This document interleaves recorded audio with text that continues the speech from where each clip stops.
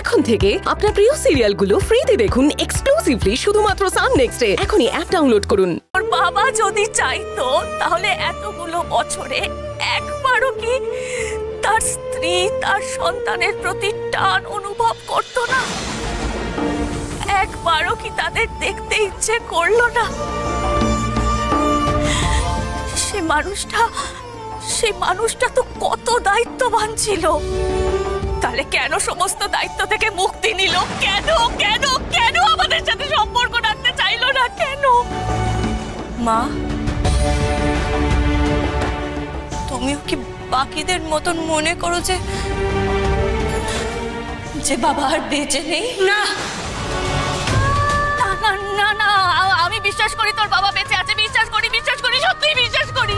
আর সেই জন্যই তো এখনো আমি সিঁথিতে সিঁদুর পরি,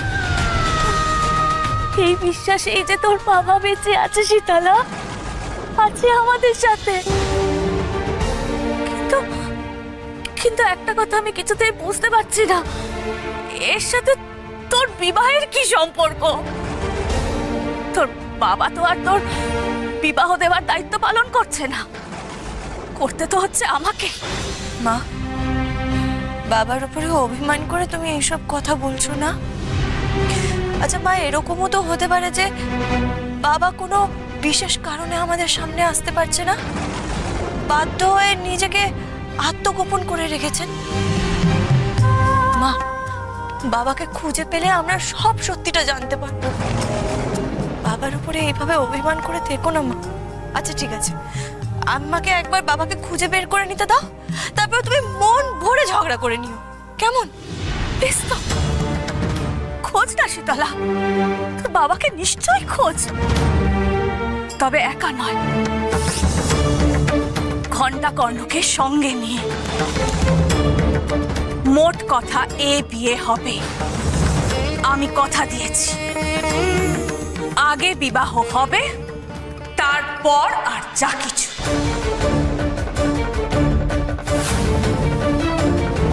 না মা, এখনই বিবাহ করা আমার পক্ষে সম্ভব নয়। কিন্তু তোর আপত্তিটা কোথায় শীতলা? বিয়ের পর খোঁজ না বাবাকে ঘণ্টা কর্ণকে সঙ্গে নিয়ে। তোর ওকে উপযুক্ত কেন মনে হচ্ছে না বলতো? এরকম বলো না, ঘণ্টা কর্ণ খুব ভালো ছেলে, কিন্তু পৃথিবীর সব ভালো ছেলেকে যে আমাকে বিয়ে করতে হবে এটা তো কোথাও লেখা নেই।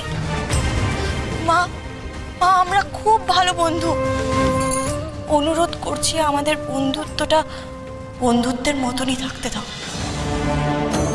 তোর এই অবুঝপনা আমি কিছুতেই মেনে নেব না শীতলা। তুই যে বড় হচ্ছিস সেদিকে তো তোর খেয়ালই নেই। কেবল নিজেকে বিপদে ফেলে পরের জন্য প্রাণ উৎসর্গ করতে পারলেই তুই বেঁচে যাস। কিন্তু আমি যে তোর মা, তোর জীবনটা তো আমি এভাবে নষ্ট হতে দিতে পারি না।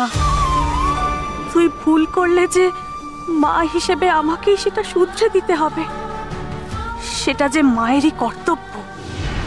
কি ভাবছো মা? তোমাকে বলছি তো মা, আমার জীবনের সিদ্ধান্ত তুমি আমাকেই নিতে দাও। তুই কি তবে সারা জীবন আইবুড়োই থাকতে চাস? না, সেই কথা তো আমি একবারও বলিনি, কিন্তু আমি বিবাহ তখনই করব যখন রাজা পুষ্পদন্ত নিজের হাতে নিজের কন্যা সম্প্রদান করবেন, আর এখনো সেই সময় আসে। শীতলা, শীতলা,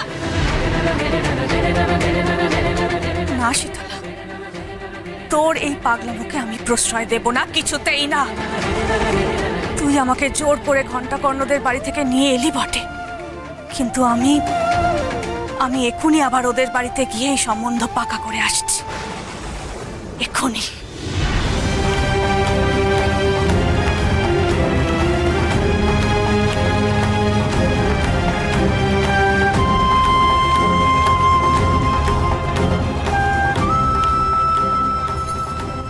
মা, কেন আমার জীবনটাকে এরকম দোটানায় ফেলে দিলে তুমি? আমি এখন এই বিবাহের বন্ধনে জড়িয়ে পড়তে চাই না। আর সব থেকে কষ্ট কি হচ্ছে জানো? আমি মাকে যে এত বোঝাচ্ছি তবুও মা কিছু বোঝার চেষ্টাই করছে না।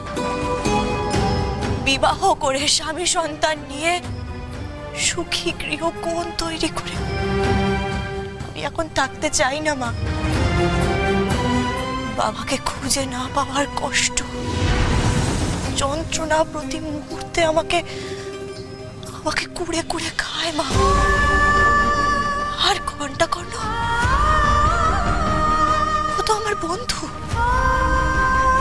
কিন্তু ওকে কখনো আমি স্বামীর চোখে দেখিনি মা। বন্ধুত্বের সম্পর্ক হলো সব থেকে পবিত্র, তাতে কোনো চাওয়া পাওয়া দেয়া নেয়া থাকে না। মা, আমার মাকে বোঝাও মা। মা জোর করে আমার বিবাহ দিতে চাইছে, কিন্তু মাকে না বলতে আমার খুব কষ্ট হচ্ছে।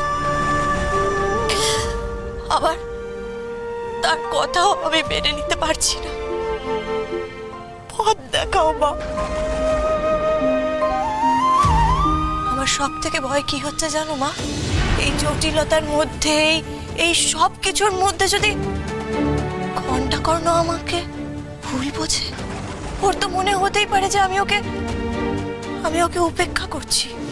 তা নয়, সেটা তো তুমি জানো মা। আমি ওর মতন একজন পরম মিত্রকে কিছুতেই হারাতে চাই না, কিন্তু স্বামী হিসেবেও যে আমি ওকে মেনে নিতে পারছি না মা।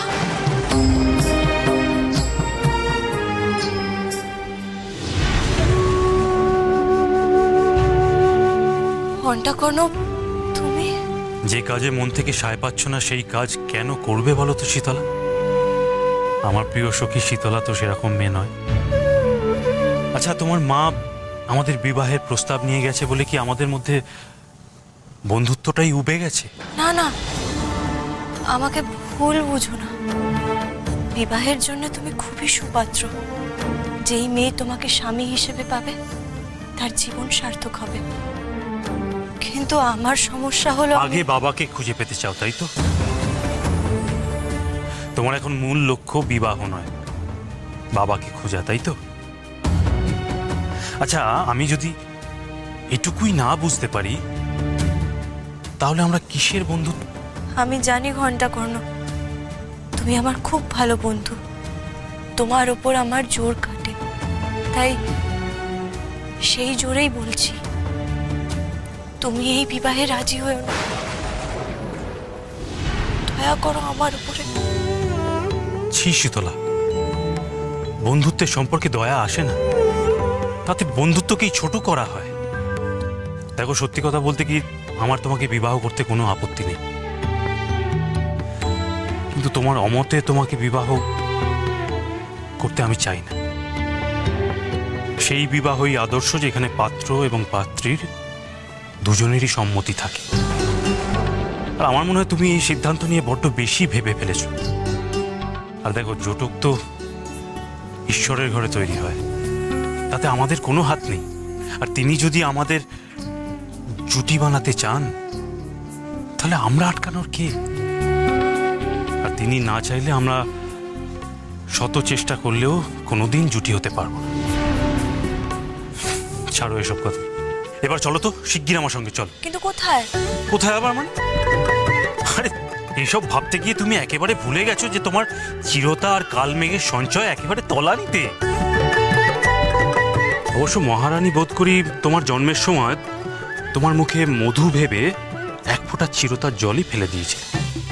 ঘরে চিরতা না থাকলেও তোমার মুখ থেকে নিঃসৃত এক ফোঁটা জলও যা কাজ হবে না।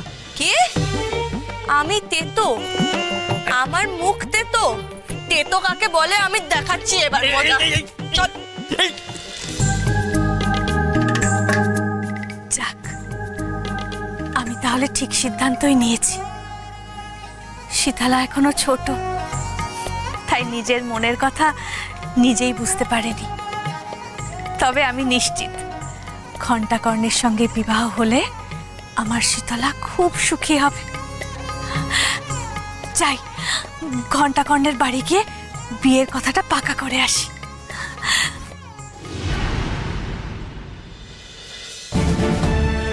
কবিরাজ গিন্নি আছেন? মহারানী, কি হয়েছে? ফের এতটা পথ ছুটে এলেন? ক্ষমা চাইতে এসেছি আমি। তখন শীতলা এমন জোর করে বাড়িতে নিয়ে চলে গেল। ছি ছি, আপনারা না জানি কি ভাবলেন। তবে বিশ্বাস করুন, আমার মেয়েটা না এমন অবাধ্য নয়, ভারী লক্ষ্মী মেয়ে। ও আসলে একটু ভুল বুঝে। আপনি এই সামান্য কথাটা বলতে এতটা পথ ছুটে এলেন? দেখুন, আপনি না বললেও আমরা জানি শীতলা কেমন মেয়ে, ওর মন কতটা পরিষ্কার। সত্যি বলতে শীতলা কিন্তু আমাদের ঘরেরই মেয়ে, পর নয়। বেশ, ওর ছেলে মানুষিতে যখন আপনারা কিছু মনে করেননি, তখন বিয়ের প্রস্তাবটা স্বীকার করুন। মহারানী, কি ব্যাপার বলুন তো, আপনি আবার এলেন? উনি আসলে শীতলা আর ঘন্টার বিয়ের কথা পাকা করতে এসেছেন। দেখুন, আমাদের অমত নেই, কিন্তু শীতলা মা যদি না চায়। ওসব ছাড়ো তো, মেয়েদের প্রথম প্রথম বিয়ের কথা বললে একটু আত্রু অমত করে। তুমি চিন্তা করো না, আমি আর মহারানী মিলে ওকে ঠিক রাজি করাবো।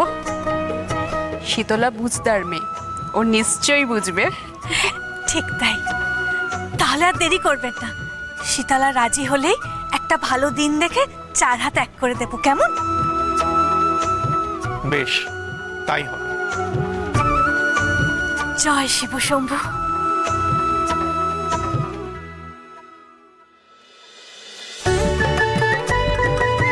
জানো শীতলা, আমাদের এখন প্রথম কাজ এগুলো ভালো করে জল দিয়ে ধুতে হবে, তারপর বাছাই করতে হবে। আর তোমার সঞ্চয় যা যা কম আছে সব কিন্তু নিয়ে নিও, বুঝলে? আমি আজ তোমার জন্য খুব গর্বিত মা। তুমি আমার পাশে থাকলে আমি সব পারবো। দেখো, আমি কি সারা জীবন তোর পাশে থাকবো নাকি রে মা?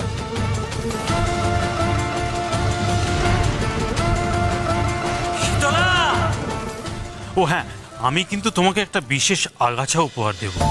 কি বলো তো? বিচুটি। কি হলো, তোমার মুখটা এরকম আষাঢ়ের মেঘের মতো হয়ে আছে কেন? আমাকে বলবে না? বাবার কথা খুব মনে পড়ছে। মনে হচ্ছে যেন বাবা আমার আশেপাশেই কোথাও আছে, খালি আমাকে ডাকছে, শীতলা, ও মা শীতলা। আমি কোথায় যাব, কি করব, কোথায় গেলে বাবাকে খুঁজে পাবো, আমি না কিছু বুঝতে পারছি না। কিন্তু মা তো আমাকে এই জঙ্গলের বাইরে, এই সিদ্ধিনগরের বাইরে কোথাও বেরোতেই দিচ্ছে না। কিন্তু বাইরের রাজ্যে না গেলে, ঘরে বসে থাকলে আমি আমার বাবাকে খুঁজে পাবোই বা কি করে? যে করেই হোক এই গভীর জঙ্গলের বাইরে তো আমাকে বেরোতেই হবে, কিন্তু যাবই বা কি করে? আমি কি তোমাকে একটু সাহায্য করতে পারি? সত্যি? কিন্তু কি করে? আমায় তো এখন মাঝে মাঝে সীমান্ত রাজ্যে যেতে হয় চিকিৎসার জন্য। আসলে বাবার তো বয়স হয়েছে, সব জায়গায় যেতে পারে না। তাই এবার থেকে আমি যখনই যাব তোমাকে সঙ্গে নিয়ে যাব। আর তাতে তোমার দুটো কাজই হবে, রুগী দেখে অভিজ্ঞতাও লাভ হবে, আর অন্য লোকালয়ে গিয়ে তোমার বাবাকেও খোঁজা হবে। এটা একদম উচিত কথা বলেছো। সত্যি ঘন্টা কর্ণ, তোমার মতন বন্ধু পাও না ভাগ্যের ব্যাপার। ওই যে তোমার বাড়ি এসে গেছে, তুমি এবার যাও, আমিও আমার বাড়ি যাই। এত কাছে এসে ফিরে যাবে কেন? আগে গাছ গুল্ম এগুলো তো বাছাই করতে হবে। চলো না, থাক, পরে কখনো। না না, থাকবে কেন? আরে তোমার আমার বাড়িতে আসতে কিসের লজ্জা শুনি? আরে তোমার জন্য তো আমাদের বাড়ির দ্বার সব সময়ের জন্য অবারিত। চলো চলো, ভেতরে চলো। চলো। তুমি মুখে কিছু না বললেও আমি জানতাম ওই শীতলাকে তোমার বউ করার খুব ইচ্ছে। মিথ্যে বলবো না, শীতলাকে যেদিন প্রথম দেখি সেদিনই ভেবেছিলাম শীতলার মতো মেয়েকে যদি আমি আমার ঘন্টার বউ করতে পারি তবে বেশ হয়। ভগবান আমার মনের ইচ্ছা পূর্ণ করেছেন, মুখ তুলে চেয়েছেন। সত্যি সত্যি শীতলার মতো মিষ্টি মেয়ে আমার পুত্রবধূ হচ্ছে, এ কি কম আনন্দের কথা? তবে একটা কথা বলি, শীতলার রাজকন্যা নাকি কোনো প্রজার কন্যা তার বিচার আমি কোনোদিনই করিনি।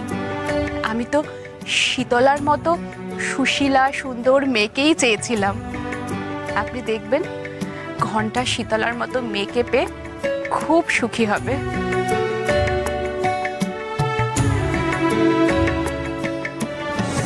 ওই তো ওরা এসে গেছে।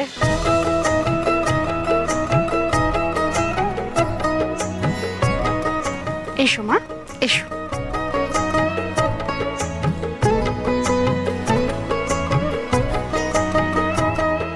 বসো। এতক্ষণ তোমাদের দুটিকে নিয়েই কথা হচ্ছিল। মা, এখন এসব কথা থাক, পরে হবে। ও মা, থাকবে কেন? হে তো আনন্দের কথা। প্রত্যেক মেয়েই চায় ভালো ঘর, ভালো বর। তা বর হিসাবে তো তুই আমার হীরের টুকরো, আর ঘর হিসাবেও আমরা নেহাত মন্দ নই, কি বল? তোর বাবা কত বড় কবিরাজ, কত জমিদার নায়েব তাকে মান্যগণ্য করেন। মা, তুমি একটু থামবে? একটা কথা তো তোমরা কেন বুঝতে পারছো না? আমি আর শীতলা খুব ভালো বন্ধু। দেখো, এর আগে ও এই বাড়ির চৌকাঠে পা দেওয়ার আগে কখনো ভাবেনি যে ও আসবে কিনা। দেখো মা, আমরা যেন এই চৌকাঠটা ওর জন্য ভারী না করে ফেলি।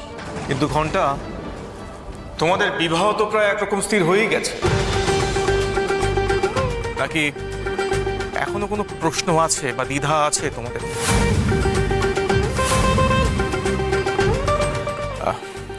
শীতলা মা, তুমি আমাকে স্পষ্ট করে বলো তো, তুমি কি চাও? দেখো, দুপক্ষের বাবা মা রাজি থাকলেই তো হবে না।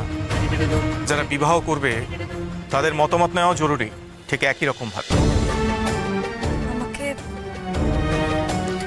আমাকে ভুল বুঝবেন না, আমি বলছিলাম যে আমি বলছি তোমরা শীতলাকে আরেকটু সময় দাও। আমাদের সম্পর্কটা বন্ধুত্বের মধ্যেই সীমাবদ্ধ থাকবে না, বৈবাহিক সম্পর্কে পরিণতি পাবে সেটা নয় ভবিষ্যতই বলবে। আমি শীতলাকে ভাবার জন্য সেইটুকু সময় দিয়েছি।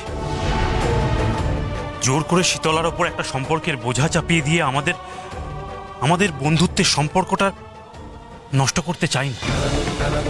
বেশ, আমরা না হয় অপেক্ষা করব, কিন্তু দেখো তোমাদের এই ভাবনা চিন্তা যেন অনন্তকালে না হয়। দেখো, তোমাদের দুজনেরই একটা ভবিষ্যৎ আছে, বিশেষ করে শীতলা মায়। ওর কথাটা ভাবতে হবে। ও একটা মেয়ে, আমাদের এই সংকীর্ণ সমাজ ওকে নিয়ে নানা প্রশ্ন তুলবে। তার আগেই ওদের মুখ আমাদের বন্ধ করতে হবে। বৈদ্যমশাই, আপনার যখন দর্শন পেলাম তখন আর চিন্তা নেই। আপনি আছেন কিনা সেটা ভাবতেই ছুটে এলাম। দেখুন, বাইরে পালকি রাখা আছে, আপনাকে কিন্তু একটিবার আমার সঙ্গে কুসুমপুরে যেতেই হবে। দাঁড়ান, কি ব্যাপার আগে সব খুলে বলুন আমাকে। আগে আমি কুসুমপুরের নায়েব। কুসুমপুরের জমিদার মশাই ছেলের খুব অসুখ, একেবারে মরমর অবস্থা। 10 গায়ের বদ্যি কবিরাজ কেউ কিচ্ছু করতে পারছে না, কিচ্ছু ধরতে পারছে না। জমিদার মশাই ছেলে শুকিয়ে একেবারে দড়ি হয়ে যাচ্ছে। একটিবার আপনাকে যেতেই হবে কবিরাজ মশাই, দয়া করে চলুন।